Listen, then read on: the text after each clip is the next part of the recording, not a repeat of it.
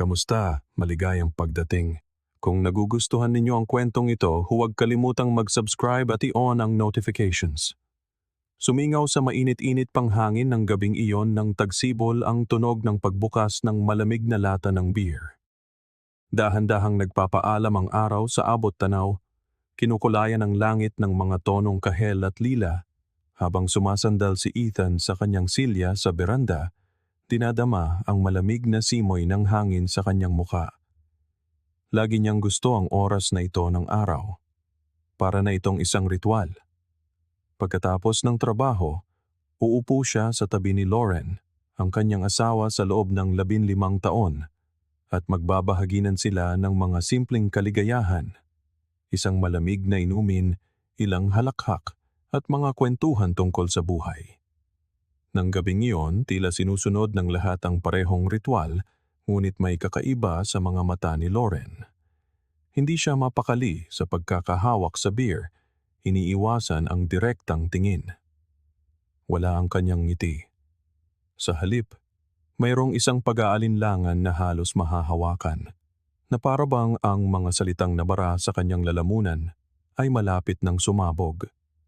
Naramdaman ni Ethan ang tensyon sa hangin, ngunit sa isang saglit, binaliwala niya ito. Sinusubukang maniwala na guni-guni niya lang ang lahat. Kakaiba ang kilos mo ngayong gabi, sabi niya sa isang relax na tono, ngunit may pagmamasid sa kanyang mga mata. Huminga ng malalim si Lauren at bago magsalita, tumingin sa abot tanaw na parabang magpapakawala siya ng isang ibong matagal na niyang hawak. Ethan, may kailangan akong sabihin sa'yo. Ang pangungusap, na binitawan ng may di pangkaraniwang seryosong tono, ay nagdulot ng kilabot sa kanya. Ang paraan ng pagkakasabi niya sa mga salitang iyon ay may bigat na hindi niya lubos na maunawaan, ngunit nagsimula ng manikip ang kanyang dibdib. Ano yon? Inilapag niya ang lata sa mesa at humarap sa kanya, naramdaman ang pagigting ng kanyang katawan. Sa wakas ay tumingin si Lauren sa kanyang mga mata at sinabi, nang walang paligoy-ligoy, may minahal na akong iba. Tila bumagal ang oras. Ang huni ng mga kuliglig at ang ihip ng hangin sa mga puno ay napalitan ng isang nakabibinging katahimikan. Sobrang tindi na halos marinig ni Ethan ang pagtibok ng sarili niyang puso. Kumurap siya. Naghihintay na tumawa si Lauren at sabihing isa lang itong masamang biro. Ngunit nanatiling seryoso si Lauren, kinakagat ang ibabang labi tulad ng ginagawa niya kapag ninenerbiyos. Ano? Ang tanong ay lumabas na parang isang bulong, hindi dahil wala siyang boses, kundi dahil simpleng tumatanggi ang kanyang isip na iproseso ang mga salitang iyon. May nakilala ako. Umiwas siya ng tingin. Ang nanginginig niyang mga daliri ay humigpit sa lata ng beer. At mahal ko siya. Isang alon ng init ang bumalot sa dibdib ni Ethan, hindi dahil sa pag-ibig, kundi isang bagay na malapit sa desperasyon.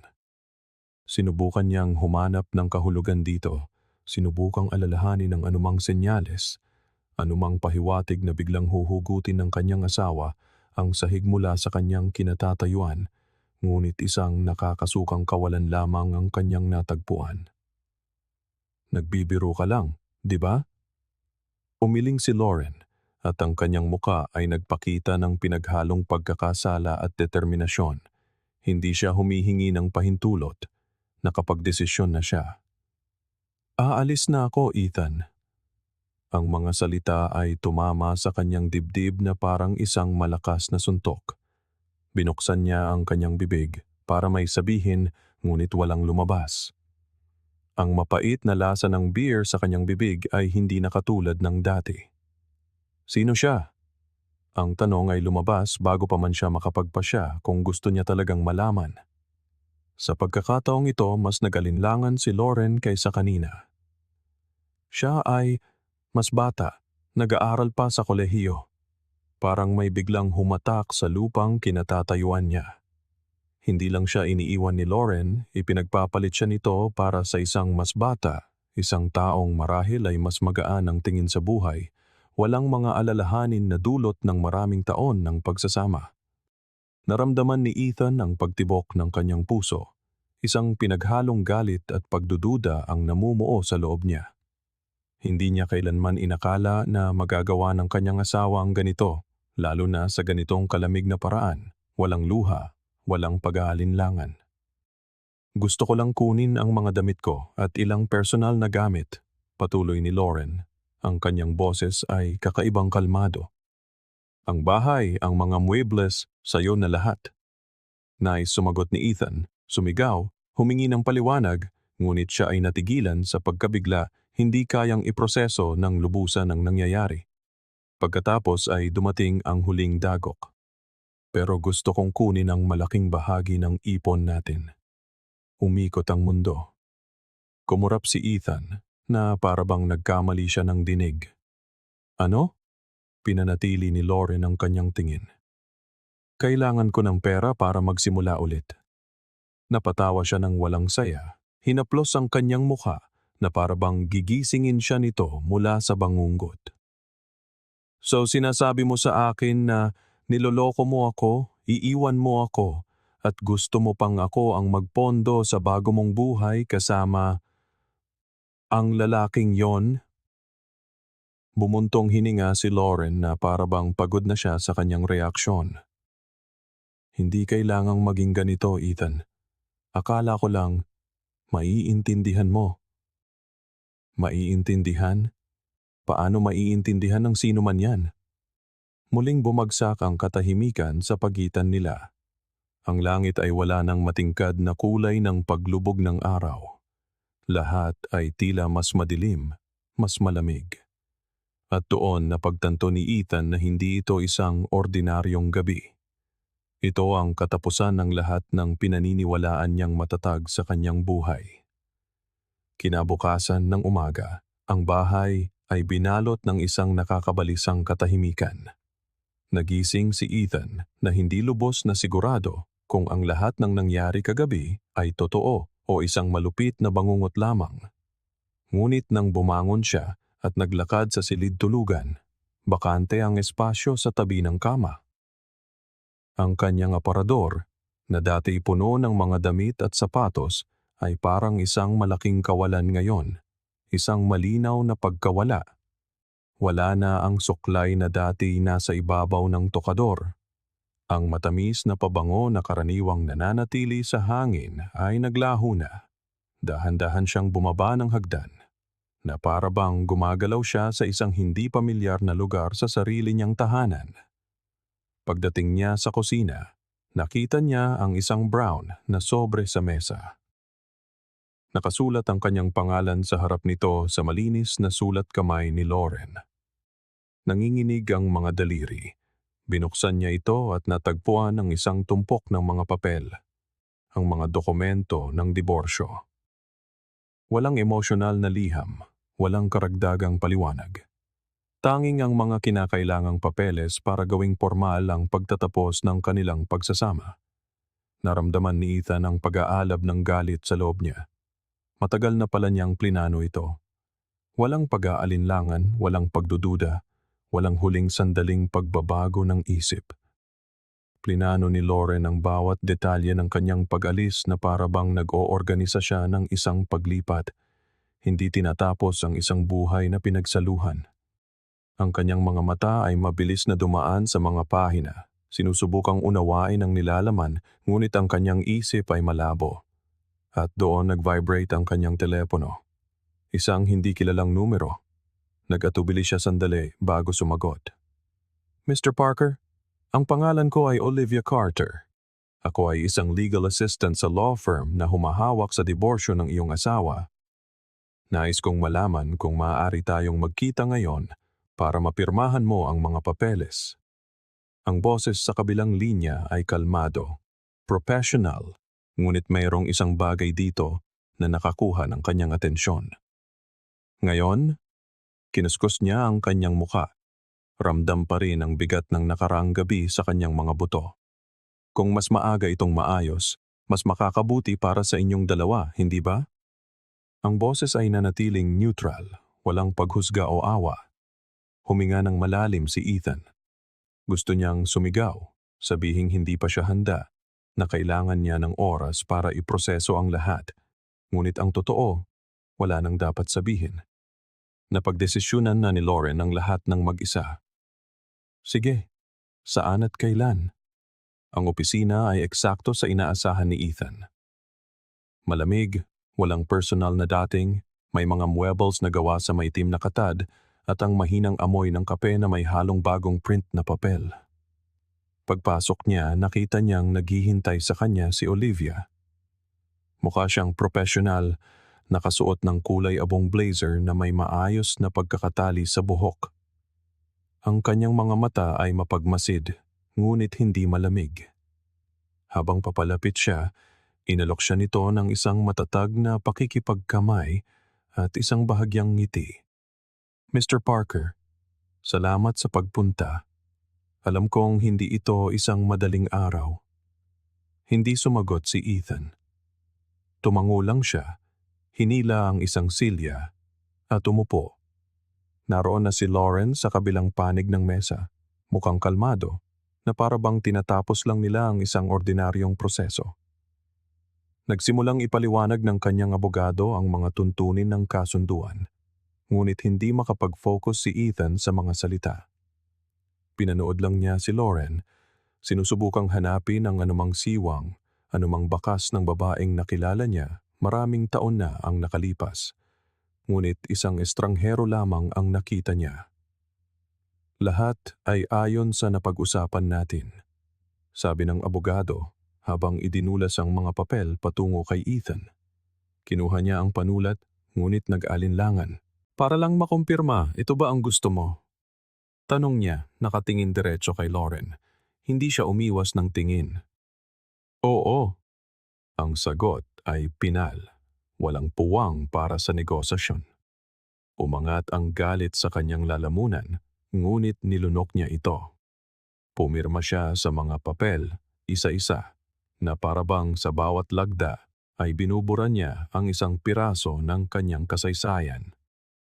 Nang matapos siya, ibinaba niya ang panulat at itinulak ang mga papel kay Olivia. Ayan, ngayon ay maaari na kayong magpatuloy sa inyong buhay. Kinuha lang ni Lauren ang mga dokumento, nagpasalamat sa abogado, at tumayo nang hindi man lang lumingon. Pinanood siya ni Ethan na umalis, hindi sigurado kung umaasa siyang hihinto siya sandali, mag-aatubili, o titingnan siya sa paraan na dati niyang ginagawa, ngunit wala sa mga iyon ang nangyari. Nang magsara ang pinto, tumahimik ang opisina. Bumuntong hininga siya at tumingin kay Olivia na tinitipon ang mga papel at inilalagay sa isang folder. Mas mabilis yon kaysa sa inaasahan ko, sabi niya. Sinusubukang magtunog na walang pakialam, ngunit ramdam ang bigat ng kanyang mga salita. Tumingin ito sa kanya. Karamihan ng diborsyo ay ganoon. Akala ng mga tao ay magiging mahaba at masakit na proseso, ngunit kapag buo na ang desisyon ng isang tao, nagiging mabilis ang lahat. Mayroong isang bagay sa paraan ng pagkakasabi niya na nakakuha ng atensyon ni Ethan. Ang paraan ng pagtingin niya sa kanya ay hindi awa, kundi isang uri ng tahimik na pag-unawa. Anong gagawin ko ngayon? Tanong niya, higit sa sarili niya kaysa sa kanya. Isinara ni Olivia ang folder, sumandal sa kanyang upuan at nag-krus ng mga binti. Maaari kang umuwi, uminom hanggang sa mawalan ka ng malay, at gugulin ang susunod na ilang buwan sa pagmumukmok tungkol sa nangyari, o maaari mong tanggapin na minsan, pinipilit tayo ng buhay na magpatuloy bago pa man tayo maging handa. Nagulat siya sa sagot nito. Sa unang pagkakataon mula nang umalis si Lauren, naramdaman ni Ethan na may isang taong nakikipag-usap sa kanya bilang isang tao, hindi lang isa pang kasong natapos na. Halos walang tao sa bar ng gabing iyon, ang uri ng lugar kung saan ang mga tao ay umiinom para takasan ang kanilang mga iniisip kaysa magdiwang. Umupo si Ethan sa counter nang hindi man lang tumitingin sa menu. Itinaas lang niya ang kanyang kamay at umorder ng dobleng whiskey, walang yelo. Gusto niyang maramdaman ang paso nito papaba. Sa tabi niya, Tahimik na umupo si Olivia. Pinagmamasdan siya mula sa gilid ng kanyang mga mata. Mula pa sa opisina, mayroong isang bagay sa kanya na nakakaintriga. Hindi lang ang kanyang profesional na kilos, kundi ang paraan ng tila pagtingin niya sa kabila ng kanyang kalagayan na parabang naiintindihan niya kung ano ang kanyang nararamdaman nang hindi na kailangang magtanong. Nang ilapag ng bartender ang baso sa harap niya, kinuha ito ni Ethan at lumagok ng malaki. Ang nagniningas na likido ay bumaba ng may paso, ngunit hindi pa rin sapat para pamanhidin ang sakit sa loob niya. "Wala kang sinasayang na oras, ano?" sabi ni Olivia, nagkrus ng mga binti at sumandal sa bar stool. Napatawa si Ethan ng tuyo. "Bakit pa? Masyado nang mahaba ang araw na to." Pinagmasdan siya nito sandali bago uminom ng sarili niyang inumin, isang bagay na mas magaan, gin na may kalamansi. Hindi siya mukhang isang taong umiinom para maligaw, sapat lang para manatili sa kasalukuyan. "Alam kong ayaw mong marinig ito," simula niya habang pinapaikot ang yelo sa kanyang baso. "Pero ang diborsyong tulad ng sayo ay isang kaluwagan para sa maraming lalaki. Karamihan sa mga nakikita kong dumadaan dito ay pinapatagal ito ng ilang buwan, nag-aaway sa pera, sa bahay, anumang bagay na maaaring magpahaba at magpasakit pa sa pagtatapos ng pagsasama." Bumuntong hininga ng malalim si Ethan, nakatitig sa kulay amber na likido sa kanyang baso. "So dapat akong magpasalamat?" Nagkibit balikat si Olivia. "Hindi ko sinabi niyan. Ang sinasabi ko lang ay, sa huli, kahit papaano ay walang digmaan sa korte." Umiling siya, ramdam pa rin ang tensyon sa kanyang mga balikat. Plinano niya ang lahat, Olivia, bawat detalye. Para bang isa lang akong balakid na kailangang lampasan. Hindi isang taong kasama niyang bumuo ng buhay. Binanggit niya ang pangalan nito nang hindi namamalayan. Hindi bilang isang pagkakamali, kundi dahil naging natural at komportable na ito. Olivia Carter. Hindi niya ito naramdaman na isang estranghero noon. Nandoon lang siya. Hindi siya sumagot agad. Pinaikot lang niya ang kanyang baso sa pagitan ng kanyang mga daliri na para bang tinitimbang ang kanyang mga salita. Nagloloko ang mga tao, Ethan. At kadalasan, niloloko nila sa isip nila matagal bago pa man nila ito gawin. Ang desisyon niya ay hindi nangyari kahapon. Ipinikit niya ang kanyang mga mata sandali. Ramdam ang bigat ng mga salitang iyon. "At paano mo nalaman ang lahat ng yan tungkol sa panloloko?" tanong niya, sinusubukang ilihis ang usapan. Tumawa si Olivia, ngunit maikli, walang gaanong saya. "Dahil napunta na rin ako sa kabilang panig." Napatingin si Ethan, interesado. "Niloko ka?" Tumango siya, itinaas ang kanyang baso at uminom. "Ilang taon na ang nakalipas. Akala ko matatag ang pagsasama namin, alam mo ba? May mga plano kami, mga pangarap, tapos isang araw, umuwi siya at sinabing mahal na niya ang ibang babae. Ganoon lang." "Plinano rin ba niya ang lahat?" tanong ni Ethan, naramdaman ang kakaibang koneksyon sa pagitan ng kanilang mga kwento. "Oo." Ngumiti si Olivia, ngunit walang saya. "Tulad ng dati mong asawa, may bago na siyang plano. Ang kaibahan lang, lumaban ako. Nakipagtalo ako. Sinubukan kong iligtas ang isang bagay na patay na. Pero sa huli, napagtanto ko na ang pinakamasamang bagay na magagawa mo ay ang kumapit sa isang taong nagpasya ng umalis." Nanahimik si Ethan sandali. Sinasalamin ang kanyang mga salita. Ang bar sa paligid nila ay nagpatuloy sa karaniwang takbo nito, ngunit para sa kanya, ang mundo ay tila lumiit. Tanging ang usapang iyon ang mahalaga. Tanging ang babaeng nasa harap niya ang nararamdamang totoo. "Anong ginawa mo pagkatapos?" tanong niya, tunay na interesado. Bahagyang ngumiti si Olivia at itinaas ang kanyang baso. "Uminom ako." Hindi napigilan ni Ethan na ngumiti. Sa unang pagkakataon ng gabing iyon, naramdaman niya ang isang kislap ng normalidad, na para bang binibigyan siya ng universo ng isang maikling pahinga. Itinaas niya ang kanyang baso na para bang may tinutostang hindi nakikita. Kung ganon, mukhang nasa tamang landas tayo. Nagbanggaan sila ng baso at sabay na uminom. Ang katahimikan sa pagitan nila ay hindi nakakailang. Sa katunayan, tila wala sa kanila ang kailangang magpanggap. Alam ni Ethan na pag-uwi niya, naroon pa rin ang kawalan, ang mga alaala, ang mga puwang, ang kakaibang pakiramdam na nagbago ang lahat sa loob lamang ng ilang oras. Ngunit doon, sa sandaling iyon, ang usapang iyon ay nagbigay sa kanya ng isang bagay na hindi inaasahan. Isang sandali ng kapayapaan, at marahil ay sapat na iyon. Malalim na ang gabi nang umalis sina Ethan at Olivia sa bar.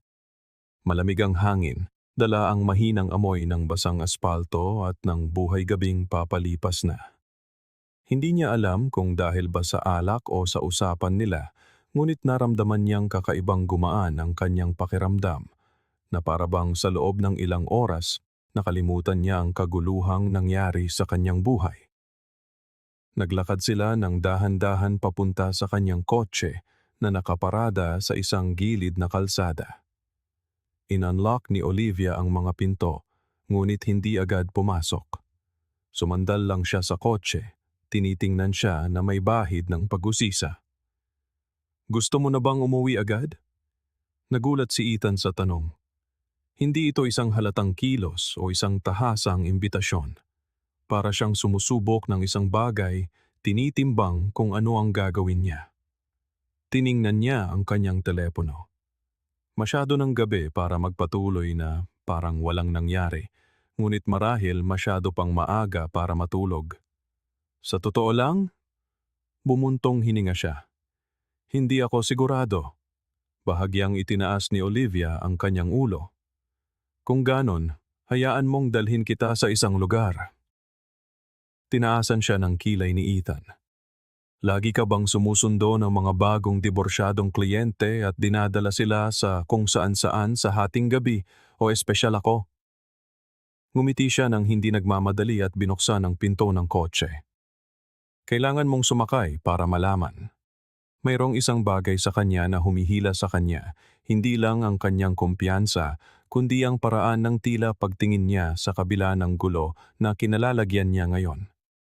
Nang hindi nag-iisip ng husto, sumakay siya sa upuan ng pasahero. Nagmaneho sila sa mga tahimik na kalye ng lungsod. Hindi nagtanong si Ethan kung saan sila pupunta, pinanood lang niya ang mga gusaling dumadaan. Naramdaman ang isang kakaibang pag-asam na lumalaki sa loob niya. Pagkatapos ng ilang minuto, pumarada si Olivia sa harap ng isang maliit na 24-hour diner, isa sa mga lugar na tila nananatili sa panahon, na may kumikislap na mga ilaw na neon at ang amoy ng matapang na kape sa hangin. "Isang diner?" tanong ni Ethan. Tinitingnan siya na may halong pagtataka at aliw. "May nagsasabi sa akin na hindi ka pa kumakain mula nang magkabaligtad ang mundo mo." Tama siya. Ang huling pumasok sa kanyang sistema ay isang maligamgam na beer at isang shot ng whiskey na pumasok sa kanyang lalamunan. Pumasok sila at pumili ng isa sa mga booth sa tabi ng bintana. Halos walang tao sa lugar, maliban sa isang matandang mag-asawa na humihigop ng kape at isang trucker na lumalamon ng isang malaking sandwich sa counter. Lumapit ang isang may edad na waitress na may pagod na mga mata at nakapusod ang buhok, dala ang isang notepad. "Anong maipaglilingkod ko sa inyo?" Tumingin si Olivia kay Ethan. Isang double cheeseburger na may fries at isang matapang na itim na kape para sa kanya. Tinaasan niya ito ng kilay. "Lagi kang umo-order para sa ibang tao?" Kapag hindi nila alam kung ano ang gusto nila, sagot nito. Ngumingiti. Napatawa si Ethan, umiling at humarap sa waitress. "Magtitiwala ako sa kanya." Kinuha ng waitress ang kanilang order at umalis. Ipinatong niya ang kanyang mga braso sa mesa. Tinitingnan si Olivia ng mas malapitan. "Madalas mo bang gawin ito?" Tinaasan siya nito ng kilay. "Ang alin?" "Ang sumundo ng mga kliyenteng wasak ang damdamin at dalhin sila para kumain ng burger sa 3:00 ng umaga." Tumawa siya, inihagis ang kanyang buhok. Hindi, pero ngayong gabi parang ito ang tamang gawin. Hindi alam ni Ethan kung paano tutugon doon. Mayroong isang bagay na nakakapanatag sa kanya, isang presensya na hindi pilit o may mga nakatagong motibo, natural lang. Dumating ang kanilang pagkain at napagtanto niya kung gaano siya kagutom. Ang burger ay mainit at makatas, at ang kape ay sapat na matapang para tablan ang epekto ng alak. Dahan-dahang kumain si Olivia, pinagmamasdan siya ng may pag-usisa. Sabihin mo sa akin, Ethan. Ipinatong niya ang kanyang mga siko sa mesa, tinatapik ang gilid ng kanyang tasa ng kape. Ano ba ang gusto mong gawin sa buhay mo bago nangyari ang lahat ng ito? Ngumuya siya ng may pag-iisip, iniisip ang kanyang tanong. Ibig mong sabihin bago nagpa siya ang asawa kong iwan ako para sa isang college kid? Bago yan, oo, bago ka naipit sa lahat ng gulong ito. Huminga siya ng malalim. Matagal na rin mula nang isipin niya iyon. Bago ang kasal, bago bumigat ang lahat ng responsibilidad. Gusto kong magbukas ng isang bar, isang totoong bar, alam mo ba? May live music, masasarap na inumin, hindi tulad ng mga walang kaluluwang chain na lugar. Isang lugar na pinupuntahan ng mga tao dahil gusto nila, hindi lang dahil lumabas ito sa Google. Tinaasan siya ng kilay ni Olivia, tunay na interesado. At bakit hindi mo ginawa? Napatawa siya ng walang saya. Dahil kailangan ng katatagan sa pag-aasawa. Ayaw ni Lauren ng mga panganib sa pananalapi, kaya kinuha ko ang ligtas na trabaho, nagpanatili ng regular na oras. Dahan-dahan siyang tumango, tinatanggap iyon. At ngayon? Gusto mo pa rin ba yon? Nanahimik siya sandali, naramdaman ang lumang ideyang iyon na gumagalaw sa loob niya, na parang isang nakalimutang pangarap na muling nagigising. Hindi ako sigurado. Aba, baka oras na para alamin mo. Nagpatuloy sila sa pag-uusap ng walang pagmamadali na para bang iba ang takbo ng oras sa maliit na diner na iyon kaysa sa ibang bahagi ng mundo. Sa unang pagkakataon mula nang umalis si Lauren, napagtanto ni Ethan na hindi siya ang iniisip niya. Nang sa wakas ay lisanin nila ang restaurant. Namumula na ang kalangitan sa silangan. Tiningnan ni Ethan si Olivia, habang nararamdaman ang isang tahimik na pasasalamat. Salamat para ngayong gabi. Ngumiti ito habang pinapaikot ang susi ng kotse sa kanyang daliri. Walang anuman, pero kung sakaling buksan mo na ang bar na yon, gusto ko libre ang inumin ko. Natawa si Ethan at umiling. Usapan na yan. Binuksan ni Olivia ang pinto ng kanyang kotse, ngunit bago pumasok, muli siyang sumulyap sa kanya. Baka hindi mo pa napapansin pero ang gabing ito, maaaring ito na ang simula ng isang magandang bagay. Naiwan si Ethan na nakatayo roon, pinagmamasdan ng pag-andar ng kotse nito at pag-alis. Sa unang pagkakataon, naisip niya na baka nga, tama si Olivia. Nagsisimula ng magliwanag ang langit nang iparada ni Ethan ang kotse sa tapat ng kanyang bahay. Pinatay niya ang makina ngunit hindi agad bumaba. Nanatili siyang nakaupo, nakatitig sa lugar na hanggang kahapon lang ay sumisimbolo sa kanyang matatag na buhay, sa kanyang pagsasama, sa kanyang rutina. Ngayon, para na itong isang hungkag na sisidlan, isang tahimik na paalala na nagbago ang lahat sa loob lang ng ilang oras. Bumuntong hininga siya ng malalim at sa wakas ay binuksan ang pinto ng kotse. Dahan-dahang naglakad patungo sa bahay. Halos nakakasakal ang katahimikan sa loob. Walang mga yabag ni Lauren sa pasilyo, walang tunog ng coffee maker sa umaga, tanging isang malamig na kawalan. Inilapag niya ang kanyang mga susi sa mesa at lumingalinga. Patay ang mga ilaw, ngunit sumisilip na ang mga unang sinag ng araw sa mga kortina na lumilikha ng malambot na anino sa mga muebles. Naglakad siya patungo sa kusina, binuksan ang ref at kumuha ng isang bote ng tubig. Nanginginig pa rin ng bahagya ang kanyang mga kamay, hindi dahil sa takot o galit, kundi dahil sa pagod ng damdamin mula sa magdamag. at doon niya napansin ang mga papeles ng diborsyo sa ibabaw ng mesa. Nandoon pa rin ang mga iyon, maayos na nakasalansan, isang pinal na paalala na iba na ang takbo ng kanyang buhay. Dahan-dahan siyang umupo, hinayaang gumala ang kanyang mga mata sa mga pahinang pinirmahan niya ilang oras na ang nakalipas ng walang gaanong pag-iisip. Ngayon, na may mas malinaw na isipan, nagpasya siyang basahin ang bawat detalye. At may isang bagay na pumukaw sa kanyang pansin. Kumunot ang kanyang noo, kinuha ang huling pahina at binasa itong muli. At isa pa, nagkamali si Lauren. Sa pagmamadali nitong tapusin ang kanilang pagsasama at simulan ang bago nitong buhay, hindi nito napansin ang isang partikular na sugnay. Ang paghahati ng ari-arian na akala niya ay magbibigay sa kanya ng mas malaking bahagi ay sa katunayan, halos lahat ay napunta kay Ethan. Naramdaman niya ang isang halo ng pagkagulat at mapait na kabalintunaan. Ang kanyang dating asawa na napakametikuloso at laging may plano ay naging pabaya sa pinakamahalagang sandali. Sa huli, mas kaunti ang nakuha nito kaysa sa inaasahan. Sandaling nag-isip si Ethan kung mahalaga pa ba ito. Hindi ang pera ang sumasakit sa kanya. Hindi ang hatian ng ari-arian ang nag-iwan ng butas sa kanyang dibdib, kundi ang katrayduran, ang paraan ng paggawa niya sa lahat, ang kalamigan ng kanyang desisyon.